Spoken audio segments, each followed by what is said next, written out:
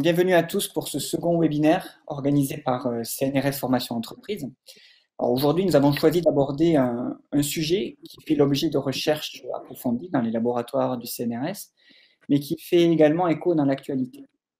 Quels sont les mécanismes mentaux, cognitifs, neurologiques qui régissent notre perception de notre environnement, les personnes qui nous entourent et plus généralement ce que l'on appelle l'espace social? Et en quoi les gestes barrières, la distanciation sociale, le port du masque influencent ces interactions sociales? Pour nous éclairer, nous avons aujourd'hui Yann Coelho, professeur de psychologie cognitive et de neuropsychologie, et Jean-Louis Nandrino, professeur de psychopathologie à l'Université de Lille. Ils sont également chercheurs au laboratoire Sciences cognitives et Sciences affectives, le SCALAB. Alors, CNRS Formation Entreprise, c'est l'organisme de formation continue du CNRS qui est un des services de la direction des relations avec les entreprises. Sa mission est de transférer les savoirs et les savoir-faire des laboratoires CNRS par des actions de formation professionnelle sur un large panel de domaines, essentiellement technologiques, mais également ouverts sur les sciences humaines, et en particulier sur les sciences cognitives et comportementales, qui font l'objet de plusieurs formations, et pour certaines dans lesquelles le SCALAB, le laboratoire des orateurs d'aujourd'hui, est impliqué. La plupart des formations sont des stages de formation courts, en présentiel ou de plus en plus à distance, avec une partie importante centrée sur les travaux pratiques, les études de cas, et qui sont dispensés par les personnels des laboratoires de recherche. Voilà, j'ai fini pour ces quelques mots. Je laisse donc la parole à Yann Coelho et Jean-Louis Nandrino. Très bien, merci. Merci pour cette invitation à vous parler de nos travaux. Donc, je suis ravi avec moi-même Yann Coelho, professeur de psychologie cognitive et neuropsychologie, et Jean-Louis Nandrino, qui est professeur de psychopathologie à l'Université de Lille. Et nous sommes respectivement directeurs et directeurs adjoints du laboratoire qui est l'UMR Scalab. Et donc, je vais vous dire juste deux mots en forme d'introduction pour que les gens connaissent un petit peu notre environnement. Donc, il s'agit d'un laboratoire qui accueille aujourd'hui à peu près 120 personnes et dont les programmes de recherche sont positionnés à l'intersection de la psychologie cognitive et des neurosciences cognitives. Les recherches que nous effectuons portent sur la modélisation des processus cognitifs et des processus affectifs et aussi leurs interactions. Et c'est certainement ce qui représente une particularité en France et la spécificité de notre UMR, en articulant en particulier des expertises propres aux sciences expérimentales, aux neurosciences et aux sciences du numérique.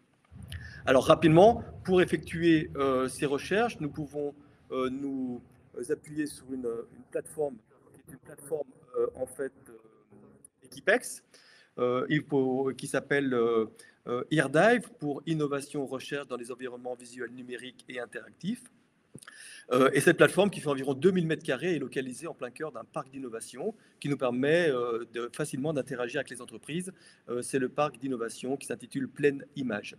Et les équipements de cette plateforme permettent d'étudier les comportements humains en contexte individuel et social, ce qui va nous intéresser aujourd'hui, les réponses physiologiques liées aux émotions, mais aussi la question des corrélats cérébraux lorsqu'on s'intéresse aux supports cérébraux des fonctions cognitives et des fonctions affectives.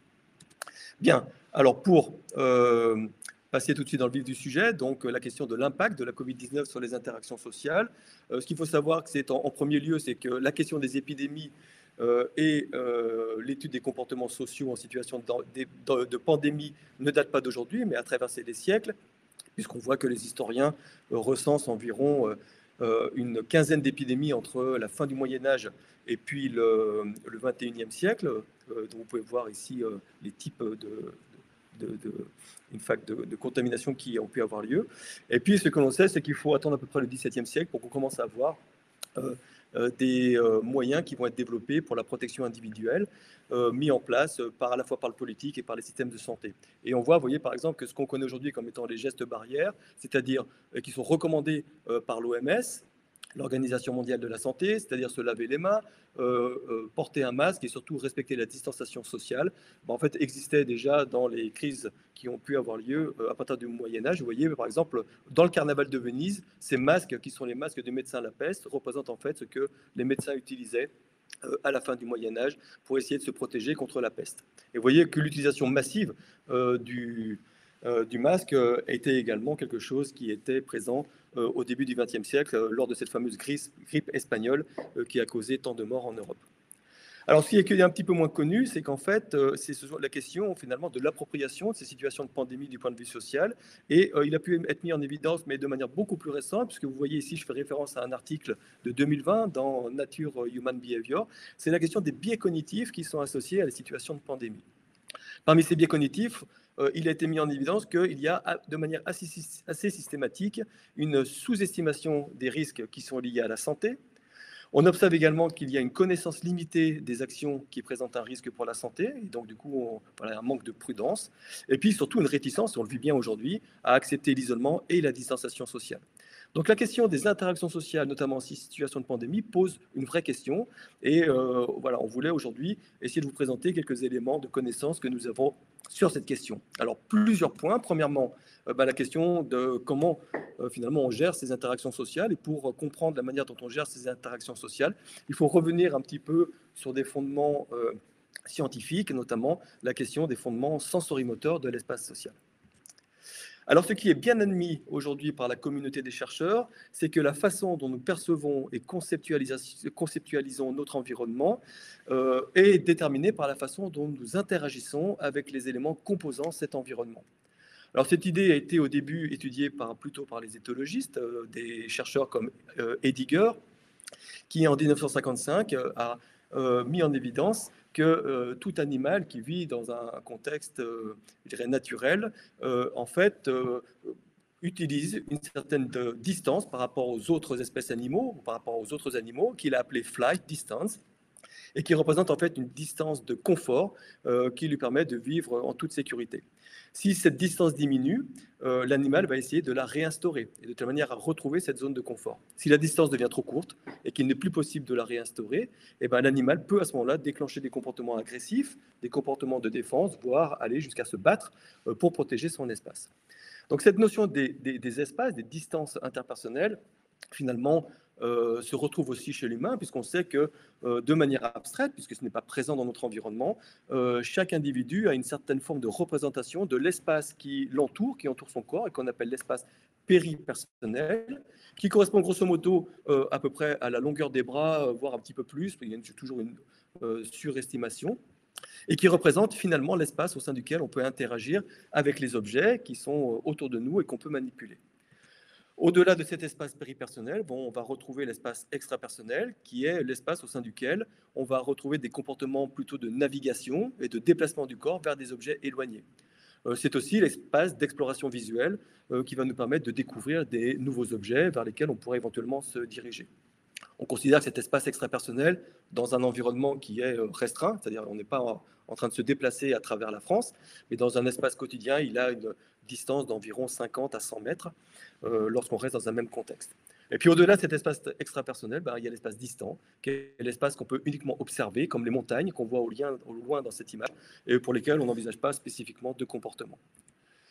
Alors, ces différents espaces fonctionnels ont été synthétisés à travers des modélisations, dont une est assez intéressante, c'est celle de Previch en 1998, qui représente très bien la relation qui existe entre les modalités d'action et les espaces fonctionnels. Donc, il a décrit, comme je l'ai fait préalablement, un espace péripersonnel plutôt pour les actions de manipulation d'objets, qui est représenté en jaune sur l'écran, un espace extrapersonnel pour la navigation et la locomotion vers des objets d'intérêt, qui est l'espace bleu. Et puis donc, il a rajouté deux autres espaces, qui est tout d'abord un espace ambiant qui sert essentiellement au contrôle postural, puisqu'on utilise plutôt les informations en grande périphérie pour contrôler l'équilibre, et puis l'exploration, et puis un espace focal pour l'exploration visuelle et la perception consciente de notre environnement. Ce qui est intéressant dans cette description, c'est que Previch met l'accent sur le fait que ces sous-espaces non seulement servent à émettre un certain type de comportement, mais aussi permettent de traiter un certain type d'information, notamment d'information visuelle, qui est spécifique. Alors juste un exemple, par exemple, les indices de vergence oculaire et d'accommodation sont des indices du point de vue de la vision qui vont être spécifiques de l'espace péripersonnel. Et donc, de ce fait-là, la nature ou la qualité de la perception dans l'espace péripersonnel et dans l'espace extrapersonnel n'est pas équivalente. Et on sait aujourd'hui que la perception et l'attention visuelle est supérieure de meilleure qualité dans l'espace péripersonnel que dans l'espace extrapersonnel. Ceci est dû au fait aussi qu'il existe une différenciation dans les aires de traitement de ces différents espaces, puisqu'on voit que l'espace péripersonnel va être prioritairement traité au sein de la voie dorsale du système visuel, qu'on voit ici représenté en jaune, qui va traverser le cortex pariétal et qui est spécialisé dans le traitement des informations spatiales pour l'action vers les objets. Alors qu'à l'inverse, l'espace extrapersonnel va être prioritairement traité le long de la voie ventrale du système visuel qui va traverser le cortex temporal. Et on sait que c'est une voie qui est spécialisée dans le traitement des informations plutôt pour la reconnaissance, l'identification et la catégorisation des objets. Et donc, ça va permettre d'identifier des objets qui viendront des objets d'intérêt éventuellement pour le futur. Alors, la particularité de l'espace péripersonnel, c'est que finalement, on va voir qu'il a une certaine forme de traitement de l'information qui lui est spécifique. Par exemple, on sait que les informations qui sont présentes dans l'espace péripersonnel vont bénéficier d'un enrichissement multisensoriel. On le voit sur ce graphique, qui est un travail qui a été fait assez récemment par l'équipe de Maravita en Italie, et qui montre que quand on vous demande de réagir à un stimulus tactile, c'est-à-dire que je stimule un doigt de votre main et vous devez réagir dès que vous le ressentez, vous voyez que les temps de réaction ne sont pas les mêmes selon qu'il y a la présence d'un objet visuel à proximité ou pas. Et plus cet objet visuel va être proche, plus la réaction à la stimulation tactile va être rapide. Autrement dit, ça montre bien qu'il y a une intégration des informations dans l'espace péripersonnel, notamment en particulier dans ce cas-là, les informations visuelles et tactiles. Et on sait effectivement que dans le cortex pariétal et dans le cortex prémoteur, ça a été très bien décrit par Gradiano à travers un très bel ouvrage qu'il a publié en 2017, et qui montre effectivement que les neurones dans ces structures pariétales et prémotrices, finalement, sont des neurones qui vont être sensibles à différents types d'informations, qui vont intégrer les informations. Donc il y a un enrichissement multisensoriel. Un autre aspect dans l'espace péripersonnel, c'est qu'il existe un filtrage sensorimoteur, c'est-à-dire que les informations sensorielles vont être traitées sur la base des connaissances motrices que nous avons sur les objets que nous sommes en train de percevoir.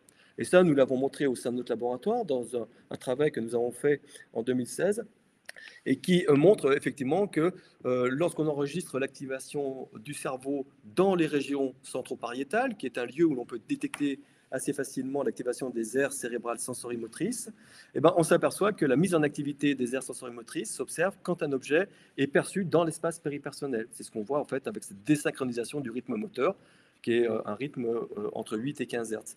Alors que cette activation motrice ne s'observe pas quand l'objet est dans l'espace extrapersonnel. Donc là, il y a une contribution des représentations motrices que nous avons dans le traitement des informations visuelles lorsque les informations sont dans l'espace péripersonnel. Le dernier point que je ne vais pas trop détailler, et ça sera repris après par Jean-Louis Landrino, c'est la question du fait que finalement ces effets-là sont modulés par la balance affective des stimuli. C'est-à-dire qu'on va retrouver une activation beaucoup plus forte lorsque les stimuli peuvent représenter éventuellement un danger pour l'organisme. Et de ce fait, on peut arriver à la conclusion que l'espace péripersonnel va remplir deux fonctions.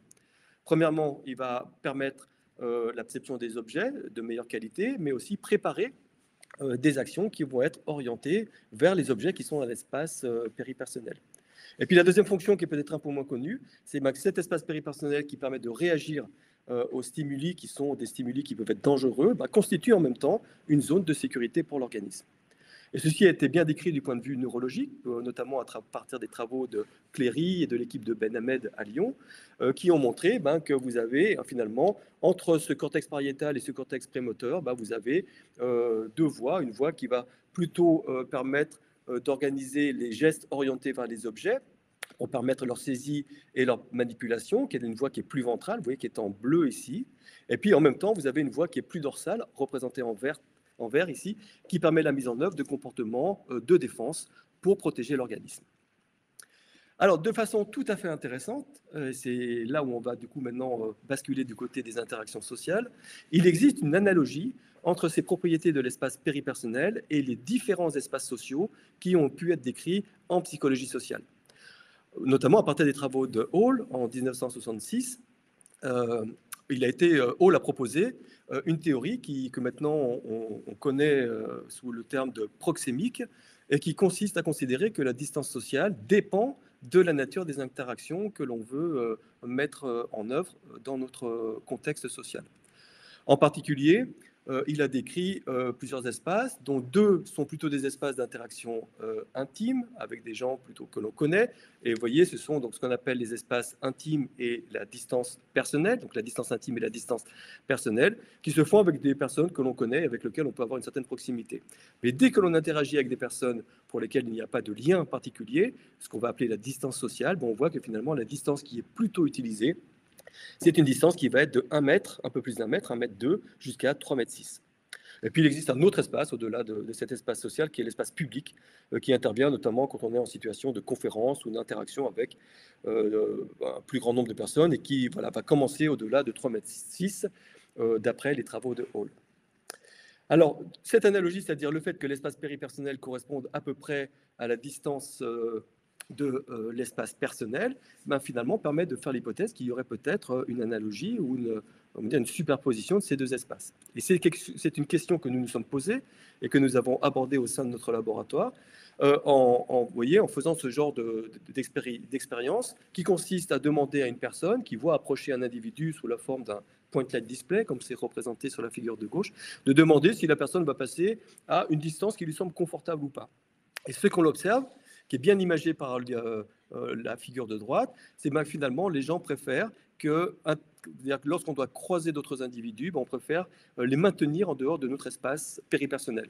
Et ce qui le montre, c'est que si une personne arrive par la gauche, la distance à gauche va être toujours plus petite que la distance que l'on va tolérer à droite, lorsqu'il doit croiser devant nous. Et qui, d'un point de vue géométrique, s'explique par le fait qu'on ne veut pas que les personnes en fait, pénètrent notre espace péripersonnel. Alors, un moyen quand même de démontrer qu'il y a bien un lien entre les deux consiste à essayer de voir si on ne peut pas modifier l'espace péripersonnel et de voir les conséquences que ça va avoir sur la question des interactions sociales. Ça, on sait le faire. On sait que, par exemple, lorsqu'on utilise un outil et que cet outil en fait, est une extension de notre bras, et en fait, cet outil est progressivement intégré à notre schéma corporel de telle manière que le cerveau représente le corps sous la forme du schéma corporel avec un bras qui est agrandi. Et du point de vue neurologique, ça a été bien démontré par les travaux de Hiriki en 2004, où il montre que finalement, les neurones qui codent la main, on va voir leur champ récepteur s'étendre jusqu'à englober l'outil, de telle manière que l'outil maintenant fasse partie de notre bras, autrement dit, appartiennent à notre schéma corporel. Et ce qu'on observe dans ce cas-là, c'est que finalement, on observe qu'il y a une augmentation de la représentation de l'espace péripersonnel après avoir utilisé un outil.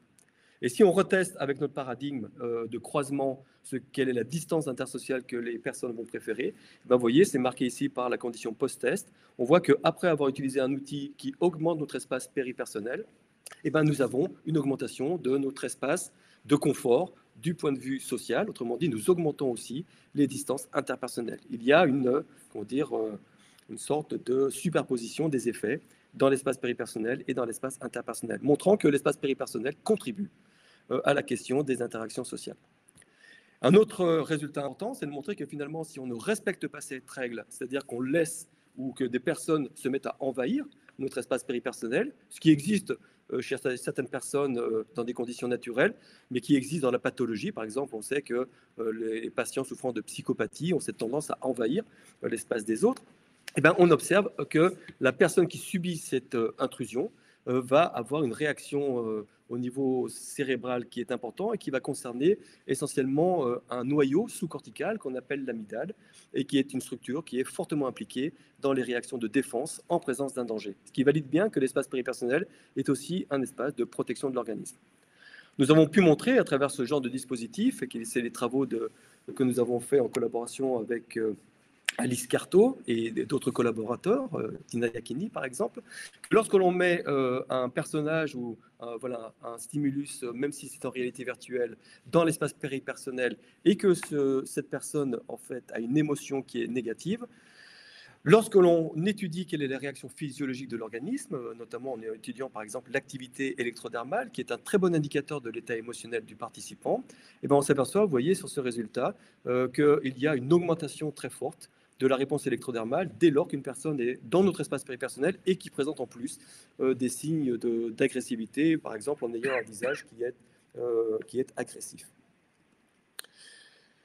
Ce qui est encore qui est plus important, c'est que nous avons pu montrer, lorsque nous demandons, après avoir évalué quelle était la réaction des individus à la présence de quelqu'un dans leur espace péripersonnel, de décider quelle était la bonne distance pour croiser avec ces personnes, on s'aperçoit qu'en fait, on a une relation qui est quasi linéaire entre la réaction physiologique dans l'espace péripersonnel et la distance interpersonnelle qui est préférée. Autrement dit, notre crainte ou notre réaction physiologique au danger est un très bon indicateur de la manière dont on va après réguler nos interactions sociales. Et donc ça nous a amené à proposer un modèle qui est un modèle qui intègre en fait l'ensemble des éléments que je vous ai présentés, qui est un cadre théorique pour les interactions sociales et qui montre qu'en fait on a finalement deux espaces, un espace pour les relations intimes et un espace pour les relations plutôt formelles, et que c'est en intégrant à la fois la représentation de notre espace péripersonnel et la valence émotionnelle, notamment sous la forme de menaces, que peut représenter les autres personnes avec lesquelles on interagit, qu'on peut finalement arriver à quantifier de manière assez précise quelle distance on va utiliser. Plus la personne va avoir une valence négative, présente un danger, plus cette distance va augmenter, et on peut la modéliser avec les outils que je vous ai montrés ici. Voilà, je vais maintenant, donc on va passer à la deuxième volet de cet exposé. Je vais passer la parole à Jean-Louis Nandrino, qui va vous parler maintenant de l'importance justement des émotions dans la régulation des interactions sociales. Merci Yann. Je vais essayer de développer et de préciser ce concept d'émotion dans le cadre de la régulation des interactions sociales. Et pour commencer, je veux insister sur une notion que je pense que vous connaissez bien, c'est l'idée de l'existence d'émotions de base. C'est un concept qui a été largement diffusé, vulgarisé. Mais pour le préciser, c'est important parce qu'il rentre dans le cadre d'une perspective évolutionniste. C'est des hypothèses qu'on retrouve déjà dès les travaux de Darwin. Et l'idée, c'est que nous ayons à disposition des programmes innés de reconnaissance et d'identification d'émotions de base, en particulier 6. La joie, la peur, la colère, la tristesse, le dégoût, la surprise, avec une discussion autour de certaines, en particulier la place du mépris, par exemple. L'idée de ces émotions de base, c'est qu'elles sont là pour faire face aux situations vitales et de nous donner la possibilité de nous ajuster automatiquement, rapidement. On est ici dans le cadre général d'un modèle de type approche-évitement. Alors l'approche, ce sont des comportements qui vont être renforcés parce qu'ils vont nous donner un retour positif, du plaisir, une sécurité par exemple, et puis des comportements d'évitement qui, eux, sont associés à des situations menaçantes de danger immédiat. Notre système perceptif nous donne la possibilité de pouvoir aller chercher des informations utiles, et en particulier des informations utiles au niveau du visage. Alors avec le développement de méthodologies modernes comme l'oculométrie, on sait par exemple qu'on va aller chercher ce qu'on appelle des régions d'intérêt sur le visage. On va en particulier, vous voyez sur l'image de gauche, si on regarde un résultat sur un ensemble d'individus, que la région des yeux et la région de la bouche sont des régions particulièrement informatives pour la reconnaissance émotionnelle. Avec d'autres méthodologies, par exemple, ici, le paradigme de Bull, qui consiste à effacer, à gommer une partie de l'information du visage, on voit bien que pour chacune des émotions de base dont on parle, eh bien, on a des informations qui sont localisées sur une portion du visage. Ça donne lieu à l'idée que pour exprimer des émotions de base, on a donc un ensemble de réponses musculaires, faciales spécifiques, qui sont caractérisées par ce qu'on désigne sous le terme d'unité d'action, et qu'on a donc une sorte de dictionnaire, de répertoire général de ces unités d'action, et que leurs combinaisons vont nous donner une reconnaissance spécifique. Je prends l'exemple là d'un visage de joie. Et à cette situation particulière, je vais imaginer que cet individu ressent de la joie, qu'elle produit un comportement, le sourire, et c'est-à-dire qu'elle effectue une action spécifique, ici, écarter vers le haut le coin des lèvres et plisser les yeux. Cette thèse des programmes innés, on a cherché à la valider avec l'hypothèse qu'elle est une réponse universelle. Alors les premiers travaux de Ekman et Friesen ont cherché cette question de l'universalité des réponses et de la reconnaissance faciale. Ici sont les travaux, par exemple, auprès des Papoues de Nouvelle-Guinée, avec l'idée qu'on retrouve des programmes moteurs équivalents. En réalité, aujourd'hui, on sait qu'on a plutôt affaire à des différences d'activation faciale qui vont dépendre de la culture d'appartenance, en particulier dans des cultures qui vont favoriser ou non l'expression de ces émotions. On appelle ça des display rules, c'est-à-dire des règles d'expression en fonction de la culture favorable ou non à l'expression. J'ai pris l'exemple d'une étude, celle de Yuki collaborateur en 2007, pour vous montrer dans une comparaison entre des populations japonaises et des populations nord-américaines, que chez les Japonais, on va avoir une focalisation sur la partie haute du visage et sur les yeux, et que chez les Nord-Américains, pour lesquels effectivement l'expression émotionnelle va être validée culturellement, on a aussi une recherche d'informations autour de la zone de la bouche. Au-delà de l'expression faciale émotionnelle, on a aussi des comportements qui supportent la réponse émotionnelle. À titre d'exemple, je prends cette étude de Tracy et Matsumoto qui s'est intéressée à des athlètes non-voyants. Et ce qu'il montre, c'est que pour des comportements de victoire ou de défaite, eh bien, on a un comportement moteur équivalent chez ces athlètes donc non-voyants, comparable aux réponses de victoire ou de défaite qu'on observera chez les athlètes voyants. Un des éléments importants à rajouter aujourd'hui pour comprendre la réponse émotionnelle, c'est que ces émotions de base n'expliquent pas toute la variabilité entre tous les humains. Le premier point important, c'est de penser que l'émotion est plutôt à penser en termes d'un continuum. Tous les individus ne vont pas ressentir ou ne reconnaîtront pas les émotions comme une entité unique, isolée, discrète, mais plutôt comme des expériences ambiguës, continues, qui vont se mélanger. L'autre idée importante, c'est que nous avons développé aussi des émotions secondaires qui sont, elles, dépendantes directement des apprentissages sociaux, par exemple la culpabilité, la honte, l'acceptation, et que ces émotions secondaires vont être développées plus tardivement chez l'enfant. L'autre élément important, c'est l'importance de l'apprentissage, et je prends un exemple ici d'apprentissage très précoce sur cette variabilité de la réponse émotionnelle. L'étude ici, c'est celle auprès d'enfants tout petits, entre 1 jour et 4 jours, et la question ici, c'était si l'alimentation maternelle était particulière, avec ici des aliments anisés. Eh bien, lorsqu'on présentait des odeurs anisées à ces bébés de 1 à 4 jours, eh bien, on allait voir que l'expression faciale de ces bébés allait varier en fonction de l'expérience alimentaire de la maman. Et donc, s'ils n'ont pas vécu une alimentation anisée, eh bien, on a plutôt du dégoût. Et puis, s'ils connaissent cette odeur particulière, eh bien, on va avoir une expression neutre ou une expression de plaisir. Pour continuer sur ce concept d'évaluation, il y a un élément important qui concerne l'effet du contexte dans lequel l'information émotionnelle survient. Si je vous présente cette image, et que je vous demande à tous de me catégoriser, d'identifier cette émotion, je vais avoir un panel important, une variabilité importante des réponses. Mais je pense que peu d'entre vous me donneraient une réponse de type un visage de plaisir, de joie chez ce jeune athlète qui vient de remporter un championnat d'Europe. On a la même chose ici si je fais varier l'environnement émotionnel de ce personnage central à gauche, qui a la même expression faciale émotionnelle plutôt joyeuse. Eh bien, la reconnaissance va varier en fonction de la nature des informations émotionnelles de l'environnement direct. Ça signifie qu'aujourd'hui, on va considérer l'émotion comme un phénomène plus complexe. Si je prends l'exemple de ce magnifique cobra, eh bien, on va d'abord avoir un processus d'évaluation de la situation.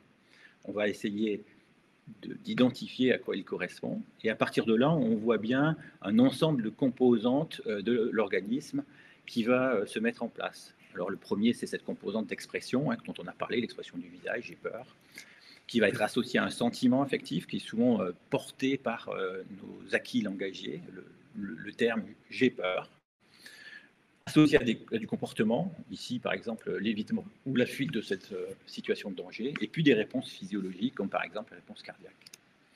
Ça signifie que la composante aujourd'hui, ce n'est pas simplement un indice, un signal émotionnel de l'environnement qui donne des réponses émotionnelles, mais on a tout un ensemble de processus d'évaluation liés au contexte, liés à l'apprentissage et à l'expérience, qui vont moduler la forme de la réponse émotionnelle. Je poursuis avec une idée importante, c'est que si on pense émotion, on doit penser en termes relationnels.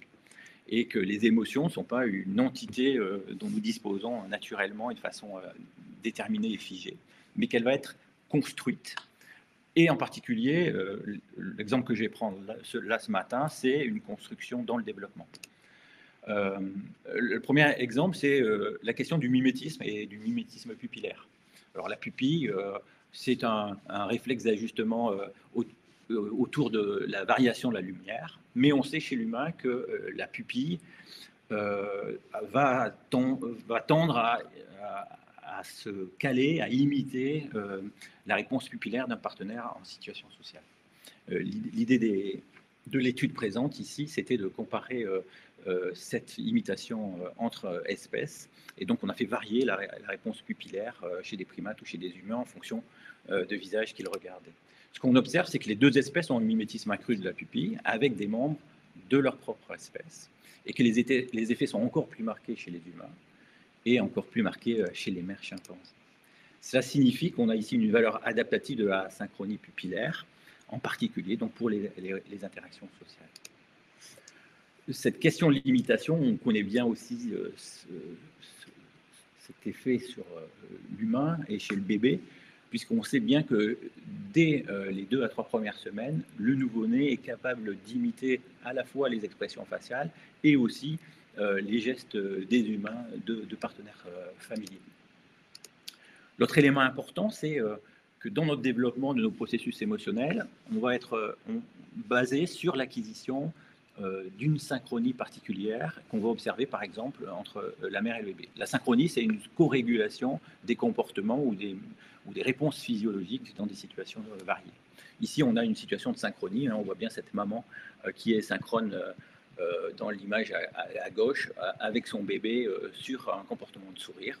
Dans les photos centrales, on voit ici que les deux partenaires ne sont pas synchrones. Ce qui est intéressant, c'est que cette synchronie mère-bébé, eh bien, elle est visible également sur des signaux physiologiques.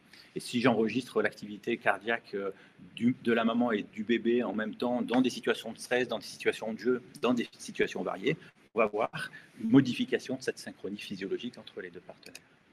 Et on a exactement un effet très intéressant tout au long du développement des capacités socio-affectives chez l'adolescent et chez l'adulte. Je vous présente cette étude très intéressante publiée dans Nature Communication l'année dernière.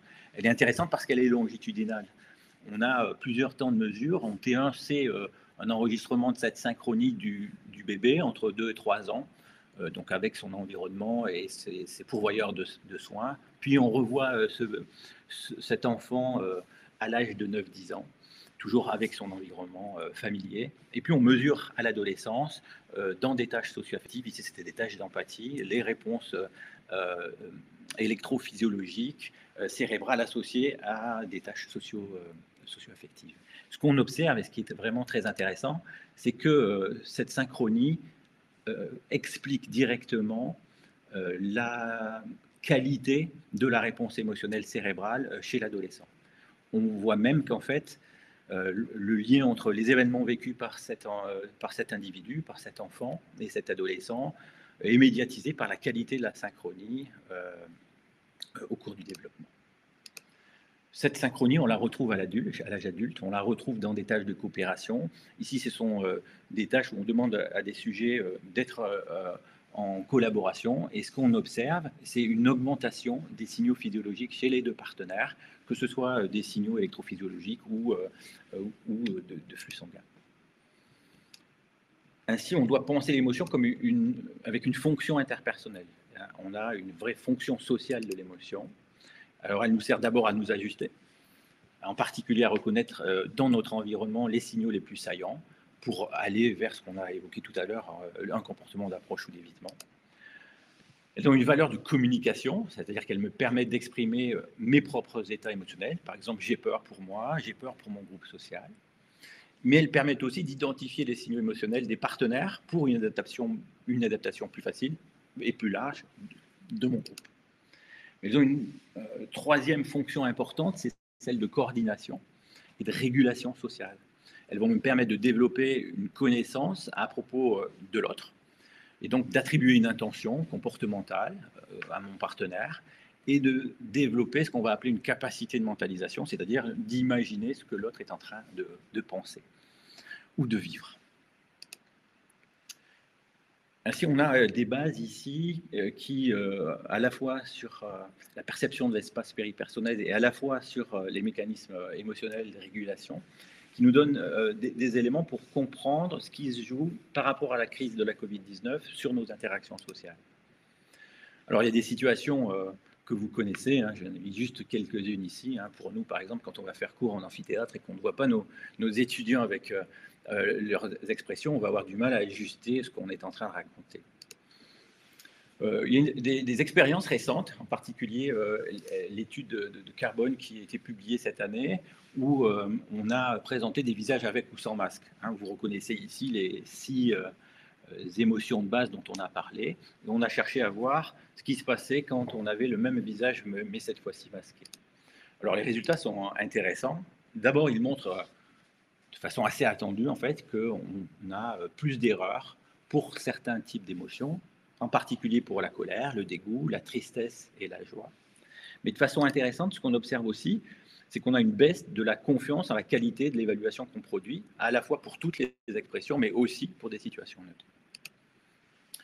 Ça veut dire qu'on va amener les individus, lorsqu'on est en situation de port du masque, à utiliser d'autres supports. Ici, j'ai présenté un support comportemental. On a exactement la même expression émotionnelle, c'est le même visage. Et puis, on a des informations comportementales qui sont variées. Et donc, je vais avoir recours à d'autres supports, ici du comportement ou du contexte, pour aller vérifier et aller me conforter dans mon évaluation à partir de ce que je vois ou je ne vois pas au niveau du visage.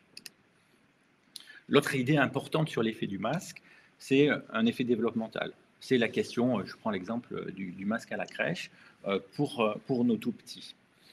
Il y a un phénomène important que dans notre jargon on appelle l'affect mirroring, c'est en fait le reflet émotionnel du caregiver, donc de celui qui prend soin de l'enfant, dans le développement de ses capacités émotionnelles, dans la construction de son répertoire émotionnel.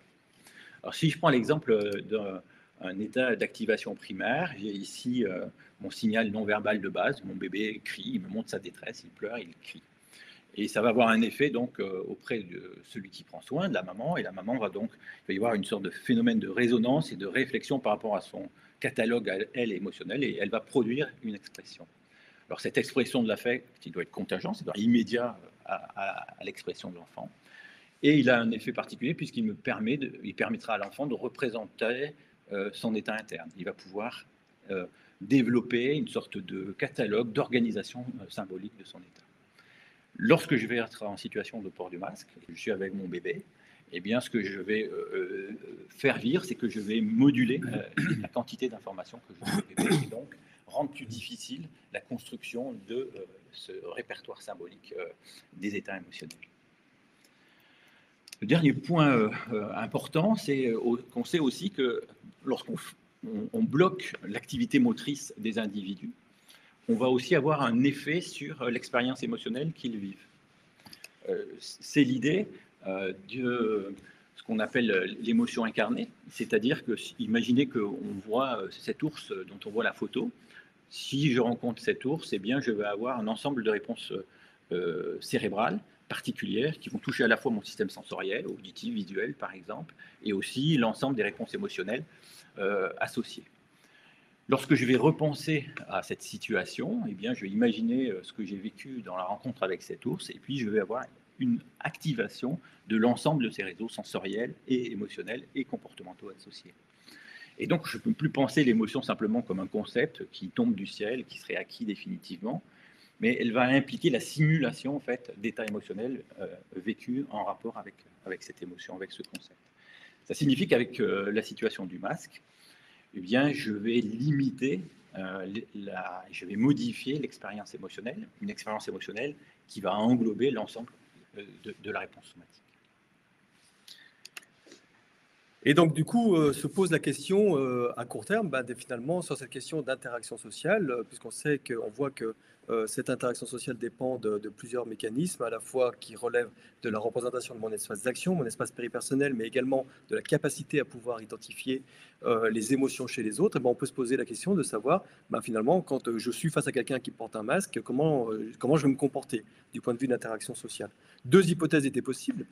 Une, c'est finalement le masque évoque la pandémie et donc du coup va m'inciter à me mettre plutôt à distance des personnes que je ne connais pas et qui arrivent avec un masque. Ou l'autre hypothèse, qui est possible, c'est de dire finalement le port du masque, quelque part, est un geste barrière, donc apporte une certaine forme de sécurité. Et donc finalement, je vais moins tenir compte du risque de pandémie parce que je suis face à quelqu'un qui porte un masque. Et donc, nous avons fait une étude qui a été faite en ligne, vous voyez, avec un très grand nombre de participants et à travers toute la France. Ça a été fait au mois de mai dernier, où nous présentions des personnages qui étaient à différentes distances, qui avaient différentes expressions faciales, donc de joie, de colère, ou des personnages qui étaient neutres, et puis des personnages qui portaient un masque. Et ce que nous avons observé, qui est relativement assez impressionnant, c'est que quand on regarde la distance interpersonnelle préférée, donc les personnes devaient dire si c'était une distance correcte ou appropriée pour eux pour interagir, on voit qu'on retrouve ce qu'on connaît bien, c'est-à-dire premièrement que les personnes qui ont une émotion agressive, négative, sont plutôt maintenues à distance. Quelqu'un qui a un visage plutôt joyeux, agréable, va plutôt être amené à utiliser une distance qui est plus courte.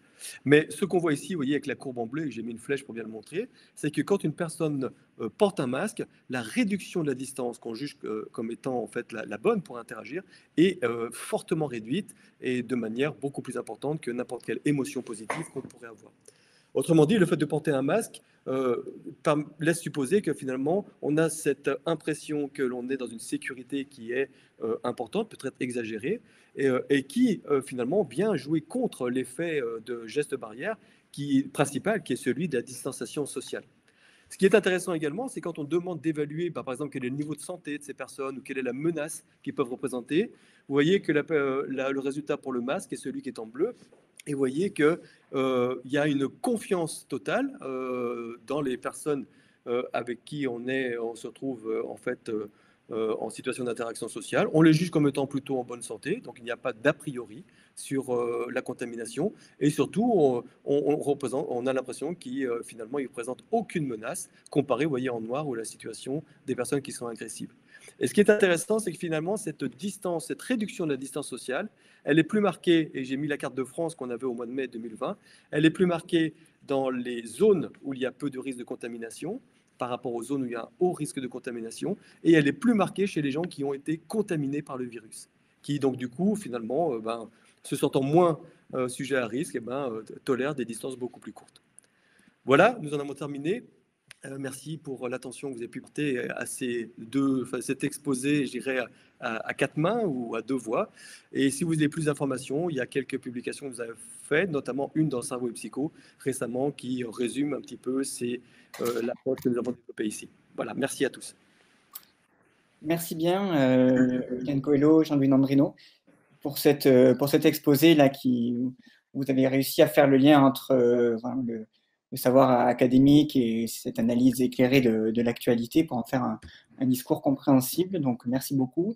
Merci également à mes collègues CNRS Formation Entreprise qui m'ont aidé à préparer ce webinaire, en particulier Samantha Duguay-Fanti et Benoît Faury. Donc, ce webinaire est organisé par CNRS Formation Entreprise. Vous pouvez retrouver l'ensemble des formations, en particulier celles sur les sciences cognitives et comportementales qui sont proposées. Je vous laisse conclure et je vais en profiter pour remercier tous les participants. Là, vous avez été plus de 250 à assister, à écouter ce webinaire. Merci beaucoup. Nous avons de nombreux messages de compliments que je vais afficher au fur et à mesure pendant votre conclusion. Donc, merci beaucoup et à bientôt pour un prochain webinaire. Écoutez, tout d'abord, c'est une expérience tout à fait intéressante parce que ça nous permet de présenter les recherches pour lesquelles on est passionné sous un autre format. Et c'est vrai que c'est intéressant de pouvoir échanger avec un public qui est intéressé et averti en même temps sur ces questions-là.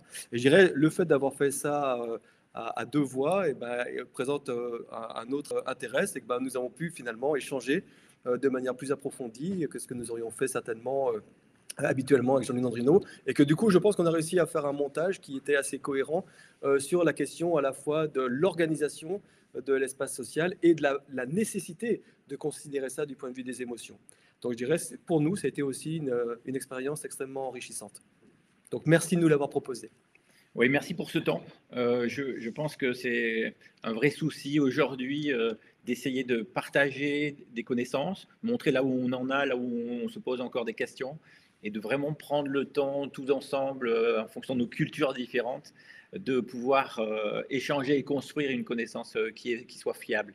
Donc merci, j'espère que vous avez appris des choses et qu'on continuera à vous transmettre. Eh bien, merci beaucoup. Une question où on nous demande si on peut voir le PowerPoint. Alors non, on ne va pas l'envoyer. Par contre, il y aura un replay de cette présentation qui sera mis en ligne et qui vous sera envoyé d'ici quelques jours. Voilà.